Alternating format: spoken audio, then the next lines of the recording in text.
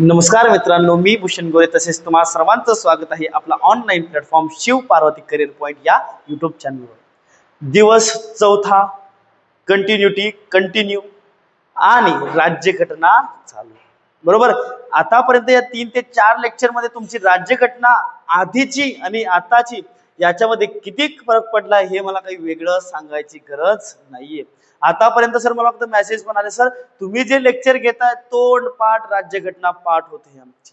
फक्त काय करायचं मित्रांनो, हे लेक्चर झाल्यानंतर एकदा त्याला रिवाइज करायचं, कारण रिव्हिजन केल्याशिवाय काहीच पर्याय नाही। मी तर कितीही चांगलं शिकवलं किंवा कितीही वाईट शिकवलं आणि तुम्ही रिव्हिजन केलंच नाही तर त्या गोष्टीचा काहीही तुम्हाला फायदा होणार नाही। ठीक आहे, तर बघू आता पुढचे प्रश्न। आजचा टॉपिक होता तुमचा घटना दुरुस्ती तसेच राष्ट्रपती व उपराष्ट्रपती। काय? राष्ट्रपती व उपराष्ट्रपती। ठीक आहे, तर पहा मित्रांनो, आपलं पहिली गोष्ट काय आजचा चॅप्टर होता आपलं घटना दुरुस्ती। मग घटना दुरुस्ती बद्दल दोन गोष्टी काय माहिती पाहिजे। घटना दुरुस्ती बद्दल दोन गोष्टी कोणत्या? घटना दुरुस्ती म्हणजेच काय?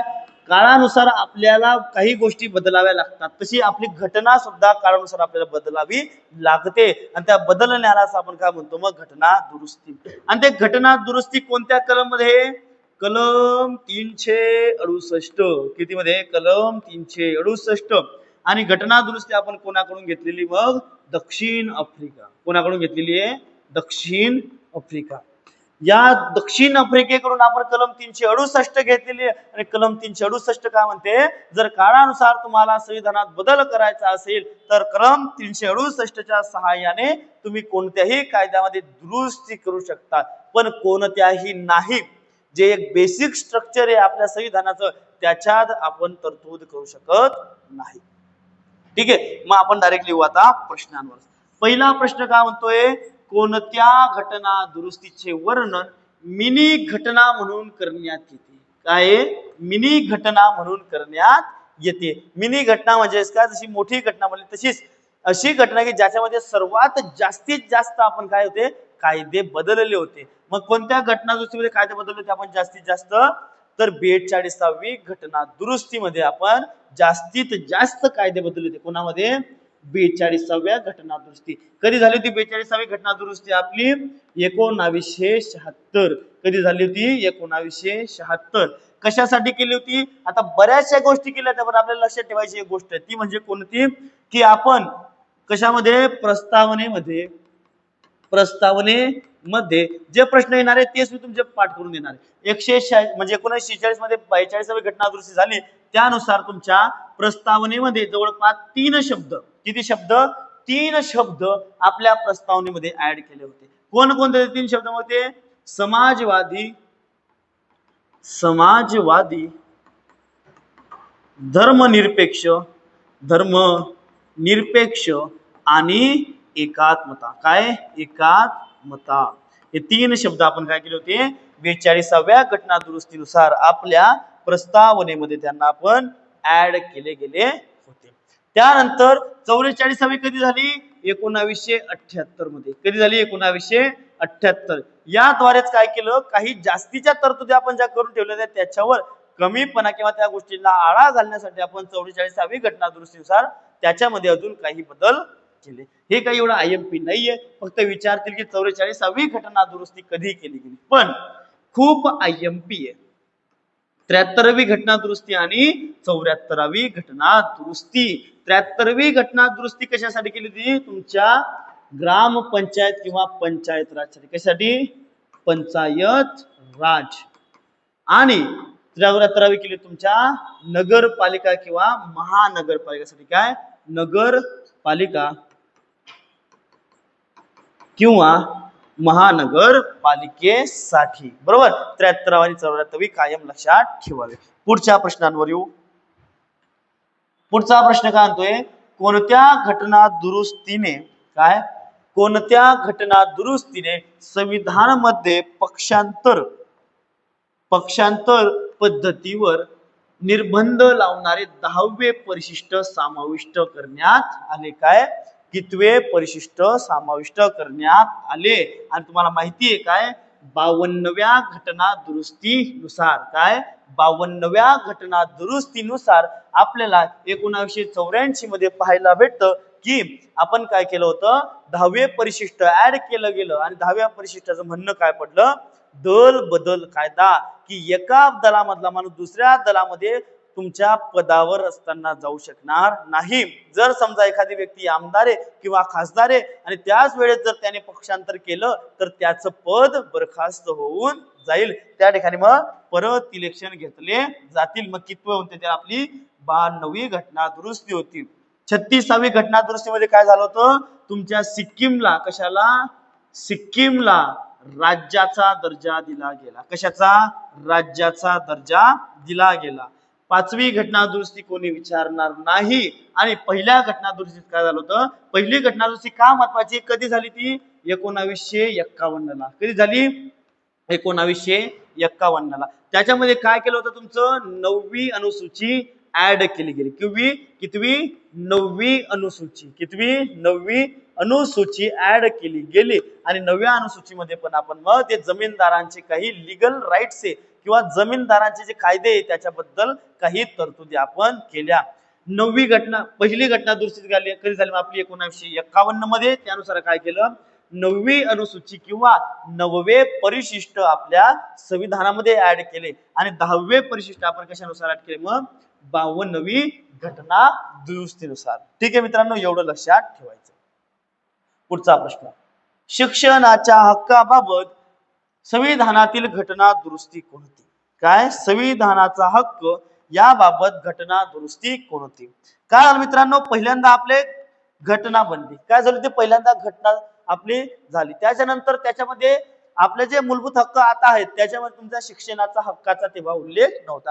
आता जसं की तुम्हाला माहिती आहे कलम 21 काय म्हणते मग कलम 21 तुम्हाला माहिती आहे 6 ते 14 पर्यंतच्या 6 ते 14 वर्षापर्यंतच्या प्रत्येक बालकास शिक्षण घेण्याचा अधिकार आहे कितव्या वयोगटातल्या 6 ते 14 पर्यंतच्या वय वर्षातील प्रत्येक मुलाला शिक्षणाचा मूलभूत हक्क आहे मग ही कलम 21 कोणती कलम 21 अ कलम 21 अ ही आधी आपल्या संविधानात नव्हती मग त्यासाठी काय केलं 86 व्हावी कोणती 86वी घटना दुरुस्ती कधी झाली 2002 मध्ये कधी झाली 2002 मध्ये आणि त्यानुसार काय केलं आपलं कलम 21 अ कोणतं 86वी घटना दुरुस्ती 2002 नुसार कलम 21 अ आपल्या मूलभूत हक्कांमध्ये मिळवलं आणि त्या कलम 21 अ मध्ये लिहिलं की 6 ते 14 वर्षातील सर्व मुलांना काय फ्री आहे काय कशाचा हक्क आहे तुमचा शिक्षणाचा मूलभूत हक्क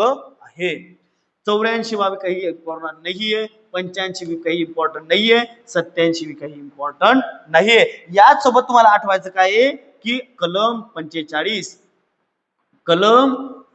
सुद्धा काय म्हणतं आपलं की 14 वर्षापर्यंतच्या मुलांना काम करू दे नाही किंवा 6 ते 14 वर्षापर्यंतच्या मुलांना शिक्षणाचा अधिकार आहे ठीक आहे पुढे बघू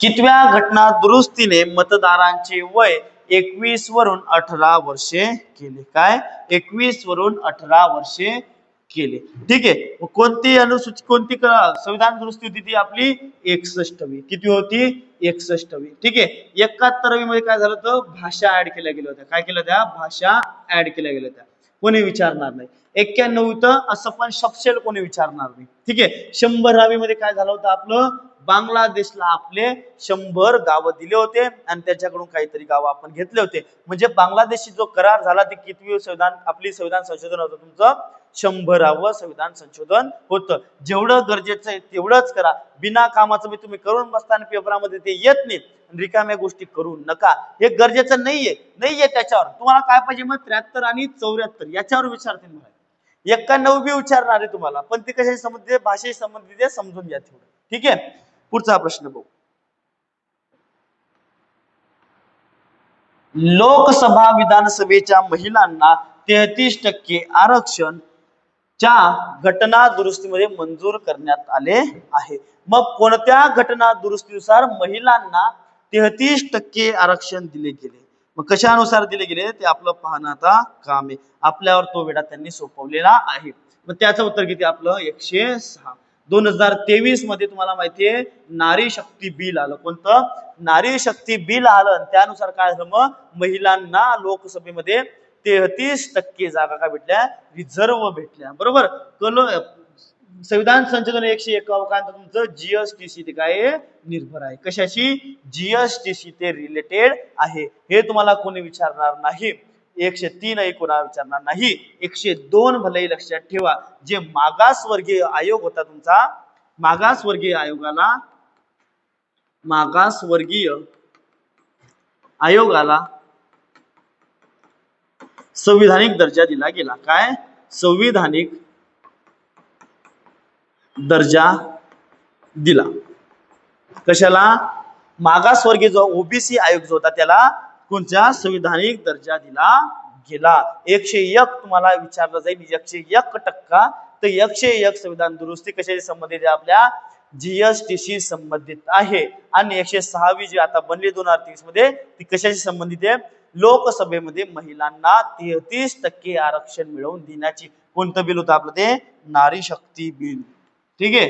पुढचा प्रश्न आहे आपला. याच्याबद्दल आपण आताच पाहिलं की 42व्या घटना दुरुस्तीनुसार भारतीय राज्यघटनेच्या सरनाम्यामध्ये धर्मनिरपेक्षता व समाजवादी आणि एकात्मता हे शब्द ऍड केले गेले. याच्यात तरी 2च दिले, पण आपण किती पाहिले? मग 3. पण आपण सरनाम्याबद्दल 1-2 फॅक्ट पाहू. सरनामा कोणाकडून घेतला आपण? अमेरिकाकडून. कोणाकडून? अमेरिका. पहिली गोष्ट तर सरनामा म्हणजे काय? आपली प्रस्तावना. काय? प्रस्तावना. आम्ही भारताचे लोक, भारताचे एक सार्वभौम. घेतलं तर अमेरिकाकडून, पण त्याची भाषा कोणाकडून घेतली? मग भाषा घेतली आपण ऑस्ट्रेलियाकडून. कोणाकडून घेतली? ऑस्ट्रेलियाकडून. ठीक आहे. याला आपण स्वीकारलं कधी? स्वीकारलं आपण 26 नोव्हेंबर 1949. आणि त्याची अंमलबजावणी कधी केली? मग त्याची अंमलबजावणी केली आपण 26 जानेवारी. कधी केली? 26 जानेवारी 1950. या 3 ते 4 गोष्टी सरनाम्याबद्दल माहिती असू द्या. याच्या बाहेर प्रश्न येणार नाही. आणि त्यानंतर 42वी घटना दुरुस्ती 1976 नुसार आपण त्याच्यामध्ये धर्मनिरपेक्ष व समाजवादी हे 2 आणि एक तिसरा एकात्मता हा शब्द ऍड केला. भारतीय संविधान कोणत्या घटना दुरुस्तीने 9वी अनुसूची जोडली? आताच आपलं बोलणं झालं. काय? पहिल्या संविधान दुरुस्तीनुसार. कोणत्या? पहिल्या संविधान दुरुस्तीनुसार 9वी अनुसूची जोडण्यात आली. कधी झाले मग पहिली संविधान दुरुस्ती आपली? 1951 मध्ये. कधी झालेली आहे? 1951. 52 मध्ये लगेच दुसरी झाली. 52 मध्ये काय लगेच दुसरी. तिसरी आणि चौथी बी कोणी विचारणार नाही. पहिली माहिती पाहिजे, त्याच्यानंतर डायरेक्टली आपली 61वी माहिती पाहिजे. 61वी काय म्हणते आपली? की मतदानाचं वय आधी 21 होतं. 21 वरून ते किती आणलं गेलं? मग आपलं 18 वर्ष आणल्या गेलं. पुढचा प्रश्न. वी घटना दुरुस्ती मुख्यतः पंचायत राजशी संबंधित आहे. आताच आपण पाहिलं. तुम्हाला सांगितलं मी काय? 73वी 74वी खूप आयएमपी घटना दुरुस्ती आहे. मग पंचायत राजशी रिलेटेड असणारी कोणती? मग आपली 73वी घटना दुरुस्ती आहे. आणि 74वी घटना दुरुस्ती कशाची? मग आपली नगरपालिका आणि नगर पंचायतची. पुढचा प्रश्न पाहू. 56वी घटना दुरुस्ती 1987 नुसार काय केलं गेलं रे? 56व्या घटना दुरुस्तीनुसार गोवा हे राज्य म्हणून मान्यता मिळाली. कोणाला? गोव्याला राज्य म्हणून मान्यता मिळाली. कशानुसार? 56व्या घटना दुरुस्तीनुसार. ठीक आहे. 56व्या घटना दुरुस्तीनुसार. मग पहिली गोष्ट, याला राज्याचा दर्जा आपण कोणत्या घटना दुरुस्तीनुसार दिला नाहीये. ठीक आहे. त्याच्यानंतर अरुणाचल प्रदेश सुद्धा तसं काही नाही. पण सिक्कीम बद्दल 2 गोष्टी लक्षात ठेवा. पहिली गोष्ट, सिक्कीम आपला आधी भाग न होतं. सिक्कीम आपला भाग होतं का? नाही. मग काय केलं पहिल्यांदा? तर 35वे संविधान संशोधन केले. काय? 35वे संविधान संशोधन केले. त्याला आपल्यात मिळवून घेतला. काय केलं? त्याला आपल्यात मिळवून घेतला. आणि लगेच काय केलं? मग 36वे संविधान संशोधन केले. किती वेळ? 36वे संविधान संशोधन केले. आणि सिक्कीमला काय दिलं? मग राज्याचा दर्जा दिला. काय दिला? राज्याचा दर्जा दिला. राज्याचा दर्जा देण्यावर जर प्रश्न आले तर फक्त दोन व्यक्तींवर येतात. एक तर येतं आपलं गोव्यावरील आणि दुसरं येतं आपलं सिक्कीमवरून. मग सिक्कीमला राज्याचा दर्जा कधी भेटला? आपलं संविधान संशोधन 36 आणि गोव्याला कधी भेटला? संविधान संशोधन 56. कधी भेटला? 56. लक्षात कसं ठेवायच्या? दोन्हींच्या शेवटी किती आहे? 6 आहे. दोन्हींच्या शेवटी किती आलेले? आपले 6 आलेले आहे. पुढचा प्रश्न, भारतीय लोकशाहीचे अधिक विकेंद्रीकरण. आता विकेंद्रीकरण म्हणजे काय ते आपण समजून घेऊ. काय विकेंद्रीकरण कोणत्या कलमानुसार केले? कोणत्या कलमानुसार केले? समजा आता काय माहिती का, माझ्या 3 ब्रांचेस आहे क्लासच्या. किती आहे? 3. आता या तिन्हींना मी काय करतो? एकटाच सांगतो. काय करतो? या तिन्ही ब्रांचेस मी एकटाच सांभाळतोय. मग मी माझी सत्ता इतर लोकांना वाटून दिली का? बरं नाही. पण काय केलं मग मी? आता सत्ता कशी होती माझी? केंद्रित होती. सत्ता कशी होती माझी? केंद्रित. म्हणजे एकट्या माणसाजवळ माझी सत्ता केंद्रित होती. पण मी काय केलं नंतर? मग या ठिकाणचा वेगळा सर, या ठिकाणचे वेगळे सर, या ठिकाणचे वेगळे सर, आणि या सरांना काय केलं? यातली सर्व जबाबदारी त्यांना देऊन टाकली. काय केली? की बुवा तुम्ही फक्त मला रिपोर्ट द्या, बाकी तिथले काम तुम्हीच सांभाळा. मग मी काय केली? माझी सत्ता ही वाटून दिली. सत्ता वाटून दिली. आणि सत्ता वाटण्यालाच काय म्हणतो? त्याला विकेंद्रीकरण करणे म्हणतात. काय म्हणतात? विकेंद्रीकरण करणे. म्हणून भारतामध्ये विकेंद्रीकरण आहे. कशाचे? सत्तेचे. कसे विकेंद्रीकरण? बरं, आधी येतं आपलं केंद्र. केंद्रानंतर राज्य विकेंद्रित कोणाकडे केलंय? राज्यांकडे. कोणाकडे? राज्यांकडे. राज्यांनी पण कोणाकडे केलंय? नगरपालिकांकडे. कोणाकडे? नगरपालिका किंवा महानगरपालिका आणि ग्रामपंचायत किंवा पंचायतींकडे. कशाकडे? पंचायतींकडे. म्हणजे काय झालेलं आहे? तुमचं सत्तेचं विकेंद्रीकरण झालेलं आहे. बरोबर. आणि विकेंद्रीकरण करणाऱ्या कलम कोणत्या तुम्हाला माहिती आहे? पण तुमचे संविधान संशोधन 73 आणि संविधान संशोधन 74. कोणते दोन आहे तुमचे? संविधान संशोधन 73 आणि संविधान संशोधन 74. या दोन गोष्टी काय तुमच्या? मग ग्रामपंचायत आणि नगरपालिकेशी रिलेटेड आहे आणि त्या काय करतात? तुमच्या सत्तेचे विकेंद्रीकरण करतात. पुढचा प्रश्न, भारताचे राष्ट्रपती श्रीमती द्रौपदी मुर्मू कोणत्या राज्यातील आहे? मग द्रौपदी मुर्मू कोणत्या राज्यातील आहे? तुम्हाला चांगल्या प्रकारे माहिती आहेच. नाही माहिती असलं तरी कन्फ्यूज व्हायचं नाही. त्या आहेत प्रॉपर कुठल्या? ओडिसा मधल्या. बरोबर. इथल्या काय राहणार? इथला काय त्यांचा जन्म? बरोबर. पण 2015 ते 2021 पर्यंत, कधी? 2015 ते 2021 पर्यंत झारखंडच्या काय होत्या? त्या राज्यपाल. काय होत्या? त्या झारखंडच्या राज्यपाल. आणि यांच्याबद्दल अजून एक गोष्ट माहित करायची म्हणजे ती एसटी समाजाच्या म्हणजे काय? अनुसूचित जाती जमातीच्या या पहिल्या राष्ट्रपती आहेत. काय? पहिल्या राष्ट्रपती आहेत. कोणत्या समाजाच्या? अनुसूचित जमातीच्या त्या पहिल्या राष्ट्रपती आहेत. ओडिसाच्या त्यांचा जन्म, राहणार आणि झारखंडमध्ये 2015 ते 21 मध्ये काय होत्या? त्या राज्यपाल म्हणून त्यांनी काम केलेलं आहे. कारण त्यांच्याबद्दल चर्चा ही ओडिसापेक्षा जास्त झारखंडवर झालेली म्हणून काही लोकांचं काय होऊ शकतं? कन्फ्युजन टाळायचं काय करायचं? ओडिसामध्ये जन्म झालेला आहे, झारखंडमध्ये त्यांनी सर्व्हिस केलेली आहे. बरोबर. जसं की जळगावमध्ये मी अभ्यास केलेला आहे आणि मुंबईला मी फॉर्म भरून नोकरी केलेली, या प्रकारचा विषय.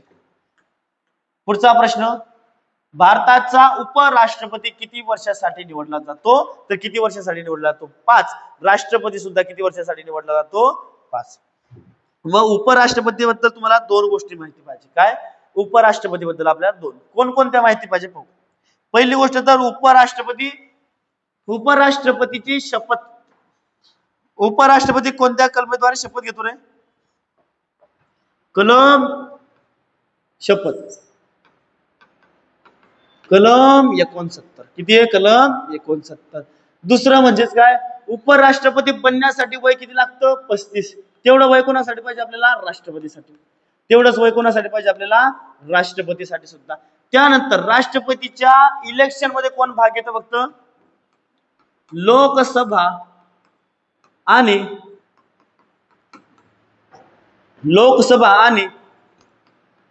राज्यसभेचे सर्व सदस्य भाग घेतात. आणि उपराष्ट्रपती कशाचे अध्यक्ष असतात? ते राज्यसभेचे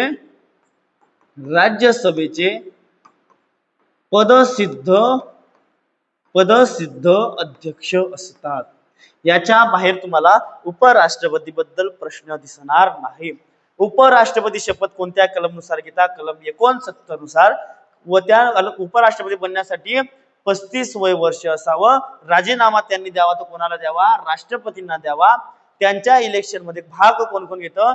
लोकसभा आणि राज्यसभा चे सदस्य, सर्व सदस्य. कारण राज्यसभामध्ये तुम्हाला माहितीये निवडून गेलेले सदस्य सुद्धा असतात आणि ज्यांना नामांकन केलेलं सदस्य असे सुद्धा त्याच्यामध्ये 12 लोक असतात. पहिले लोकसभेमध्ये सुद्धा 2 लोक असायचे अँग्लो इंडियन म्हणून, पण 104व्या संविधान संशोधनानुसार त्यांना सुद्धा 2020 मध्ये कमी करण्यात आलेलं आहे.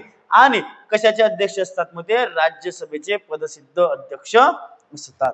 ठीक आहे, मग याचं उत्तर किती आलं आपलं? 5. पुढचा प्रश्न, राष्ट्रपती व उपराष्ट्रपती ही दोन्ही पदे रिकामी असल्यास त्यांची कर्तव्ये कोण बजावतो? कोण बजावतो? या ठिकाणी 100% परत चुकणारे पंतप्रधान करून येणारे. पंतप्रधान करत नाही. कोण करतो? सर्वोच्च न्यायालयाचे प्रमुख न्यायमूर्ती. प्रमुख न्यायमूर्ती कोण असतात? मग आपले सरन्यायाधीश.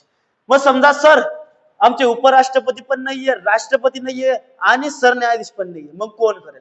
मग जे सरन्यायाधीश सोडून बाकीचे 33 न्यायाधीश आहेत त्यांच्यापैकी ज्याचं वय सर्वात जास्त असेल, जो सिनियर मोस्ट तुमचा न्यायाधीश असेल, तो काय करेल? मग तुमचं राष्ट्रपतीचं काम बजावेल.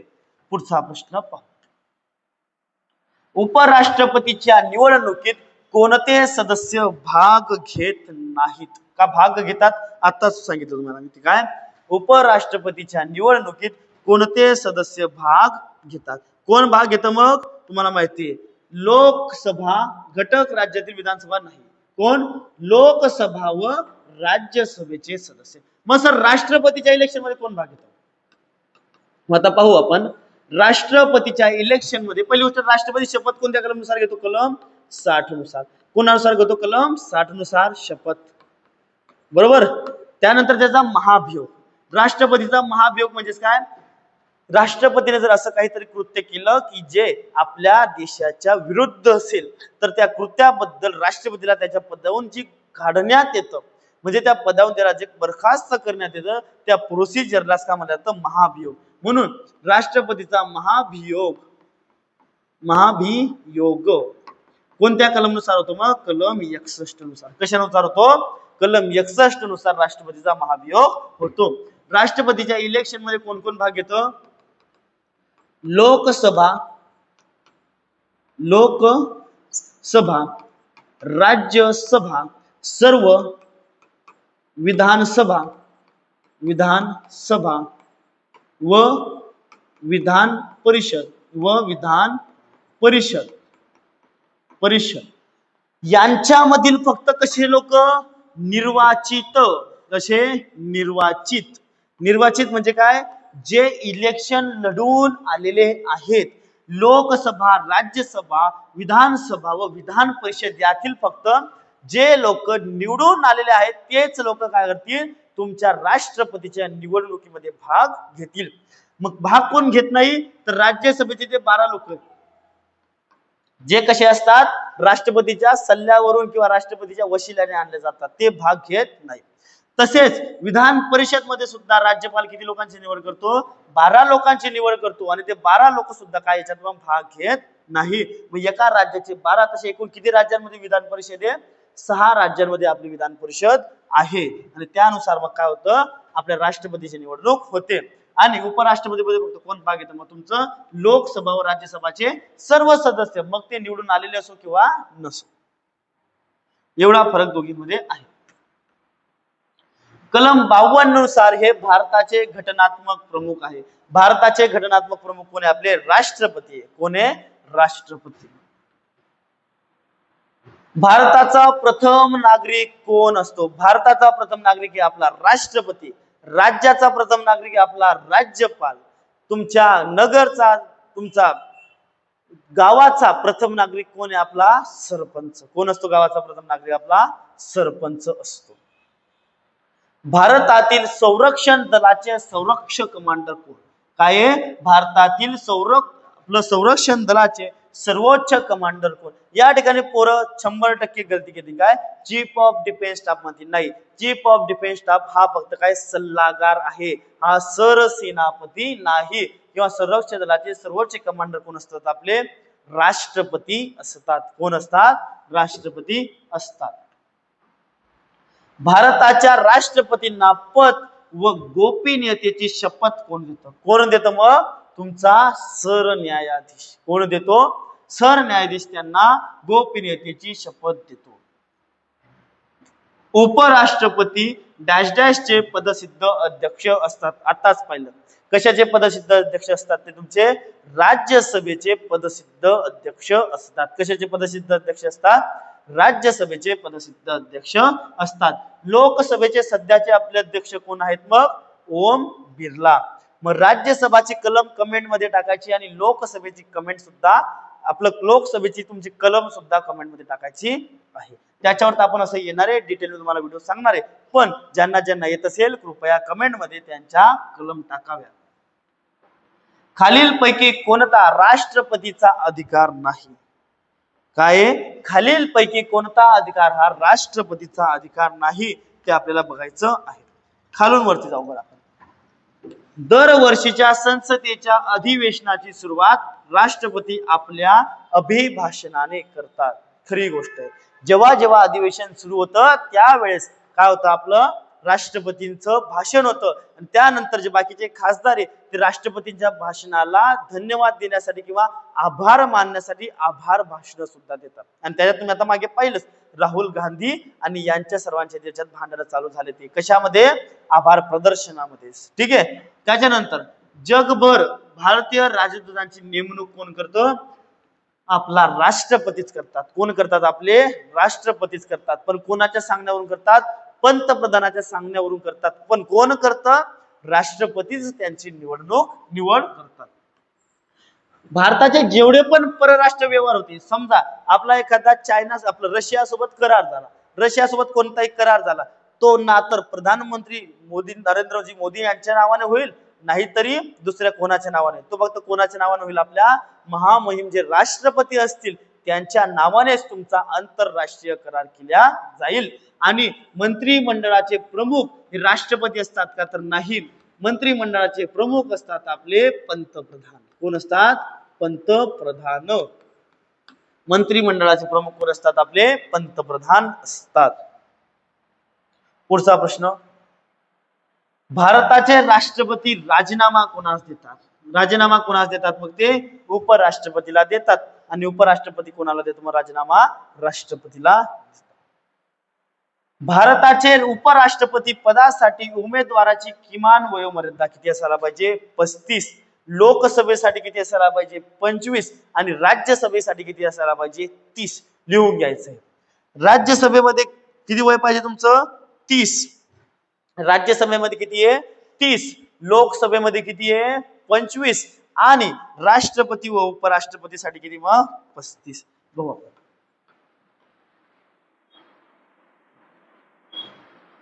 राष्ट्रपती आणि उपराष्ट्रपती. राष्ट्रपती उपराष्ट्रपतीसाठी किती आहे तुमची कलम म्हणतो आपलं किती वय आहे तुमचं? 35. किती आहे? 35. त्यानंतर राज्यसभा. काय? राज्यसभा किंवा विधान परिषद. काय? विधान परिषद यासाठी किती आहे? 30. किती आहे? 30. आणि तुमचं लोकसभा. काय? लोकसभा किंवा विधानसभा. काय? विधानसभा यासाठी किती आपलं वय? मग वय मर्यादा तुमची 25. ग्रामसभासाठी 21. लोकसभा म्हणजे काय? तुमचा खासदार. कोण? खासदार. आणि विधानसभा म्हणजे काय? आपले आमदार. काय? ते आपले आमदार. यांच्यासाठी आमदार आणि खासदार बनायला कमीत कमी किती वय पाहिजे? आपलं 25 पाहिजे. कमीत कमी किती वय पाहिजे? आपलं 25. पुढे येऊ. पुढचा प्रश्न. भारताचे आतापर्यंत कोणत्या राष्ट्रपतींनी 2 वेळा कोणत्या राष्ट्रपतींनी 2 वेळा राष्ट्रपती पद भूषवले आहे? कोण आहेत मग ते आपले? डॉक्टर राजेंद्र प्रसाद हे एकमेव असे आपले राष्ट्रपती आहेत की ज्यांनी 2 वेळेस काय केलेलं आहे? आपलं राष्ट्रपती पद भूषवलेलं आहे. आणि कलम 57 सुद्धा म्हणते काय की कोणताही व्यक्ती एकदा राष्ट्रपती झाल्यानंतर परत राष्ट्रपती होऊ शकतात, त्याच्यामध्ये काही प्रॉब्लेम नाही. आणि डॉक्टर झाकीर हुसेन यांच्याबद्दल काय लक्षात ठेवायचं की राष्ट्रपती पदावर असताना काय झालेलं आहे? त्यांचा मृत्यू झालेला आहे. भारतात केंद्रीय कॅबिनेटचे अध्यक्ष, केंद्रीय कॅबिनेट काय आणि मंत्रिमंडळ काय यांचे अध्यक्ष कोण असतात? पूर्णपणे तुमचे पंतप्रधान असतात. कोण असतात? तुमचे पंतप्रधान असतात. मंत्रिमंडळ कशाला अवेलेबल जबाबदार असतं? आपलं लोकसभेला जबाबदार असतं. कोणाला जबाबदार असतं? आपलं लोकसभेला. लोकसभेलाच का जबाबदार असेल बरं? पहिली गोष्ट तुम्हाला माहिती, लोकसभेमध्ये कोण बसतं? जे सर्व पार्टीचे आमदार खासदार निवडून आलेले असतात ते काय असतात? तिथे बसलेले असतात. तिथे एक असतो तुमचा सत्ताधारी पक्ष आणि दुसरा असतो तुमचा विरुद्ध पक्ष किंवा विरुद्ध पार्टी पक्ष किंवा विरोधी पक्ष नेता, त्याचा पक्ष वेगळा. यांच्याकडून जे काही मांडलं जाईल त्याचा विचार त्याच्याबद्दल पूर्णपणे कोण मागतं? क्लॅरिटी कोण मागतं? तुमचा विरोधी पक्ष मागतो, बरोबर. मग त्याला जबाबदारी कोण देतं? ज्याही मंत्रिमंडळातील मंत्रीने एखादी समजा पॉलिसी आणली त्याबद्दल जबाबदार कोण राहतो? पूर्णपणे तो तुमचा मंत्री किंवा ते मंत्रिमंडळातील सदस्य. आणि ते कशाला जबाबदार असतात? मग लोकसभेला. कशाला जबाबदार असतात ते? लोकसभेला. पुढचा प्रश्न आहे आपला, भारत सरकारचा सर्वोच्च विधी अधिकारी कोण असतो? विधी अधिकारी कोण असतो मग भारताचा जर म्हणलं तर भारताचा विधी अधिकारी कोण असेल? आपला महान्यायवादी. कोण? भारताचा विधी अधिकारी महान्यायवादी. पण तुम्हाला जर विचारलं की महाराष्ट्राचा किंवा कोणत्याही राज्याचा हा सर्वोच्च विधी अधिकारी कोण असेल तर कोण असेल? मग तो महाधिवक्ता असतो. कोण असतो मग? महाधिवक्ता असतो. ठीक आहे, एवढं मित्रांनो लक्षात ठेवायचं. याच्यामध्ये जास्त काही पाठांतराचं काम नाही. ठीक आहे, आजच्या लेक्चरचं इथे समाप्ती होते. सर्व काही समजलं असेल. परत या लेक्चर बद्दल एकदा रिव्हिजन करून घ्या. त्याला व्यवस्थित मुद्दे जे गोष्ट मी जास्त वेळेस रिपीट केली त्याला योग्य प्रकारे लिहा. त्याच्यावर दिवस 4था लिहा, म्हणजेच ते तुम्हाला रिव्हिज करण्यासाठी सोपं जाईल. मित्रांनो, व्हिडिओ आवडला असेल तर नक्की लाईक करा, शेअर करा आणि सबस्क्राईब करा. धन्यवाद.